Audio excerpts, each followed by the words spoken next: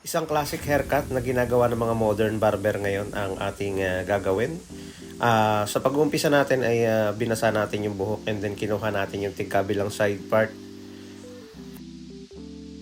Yung ganitong klase ng gupit ay pwede rin siya na nakabagsak yung bangs niya. Pwede rin naka-brush up or naka-semi-pomp or semi-pompador. Gumawa tayo ng pinakang separation muna ng buhok. And then, binawasan natin yung mga dulo ng kanyang buhok dito sa may parting ibaba. Dito sa lugar na kung saan tayo ay gagamit ng clipper mamaya pagkatapos nating putulan. And then, linisin na natin yung gilid. Gamit tayo ng number 2 na clipper guard. Siyempre, dapat nakokontrol ng ating suklay kapag binabawasan natin ang gilid nito. Sa mga beginner barbers, kapag gugupit tayo ng taper, mas okay kung gagamit tayo ng makapal na clipper guard bago natin i-start yung pagnipis sa patilya sa pagnipis sa likod. Pwedeng number 3 or number 2. Depende na sa texture ng buhok. The next natin dyan is overcomb. Tanggalin muna natin yung sumobrang buhok or yung biglang kumanto.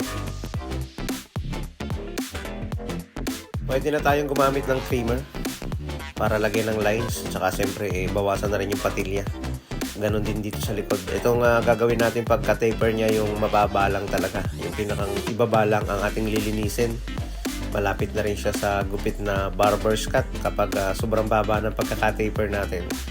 Tinatawag pa rin natin siyang taper kasi pinipade natin ng kunti yung dulo ng patilya at ganon din dito sa likod isa nininipisan din natin ng husto. Ang pagkakaiba nito sa barber's cut, yung barber's cut kasi kalimitan nakikip yung patilya na mahaba. Saka yung sa parteng likod is naka number 1 lang yung nipis or pwedeng 0.5. Saka natin inahitan yung gilid at binasa uli ng konti bago natin putulan. Binrasap na natin dahil ganyan yung forma ng kanyang magiging buhok. Naka-brush up, yun ang request ng ating client. I-try naman daw niya yung naka-brush up and then siyempre putulan natin yung mga dulo at hanapin natin yung mga parteng pinakamahaba para magparehas siya o maging round yung pagkakabawas nito.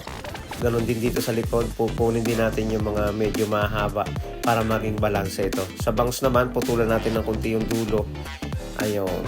Tsaka syempre naka-textured ng konti para kahit nakabagsak ay pwede. So ang kanyang gustong gupit ngayon is naka-brush up or naka-semi-pomp, naka-slick back sa likod. Ayan. Para classic na classic nga naman yung dating. Maraming salamat mga kabarberos.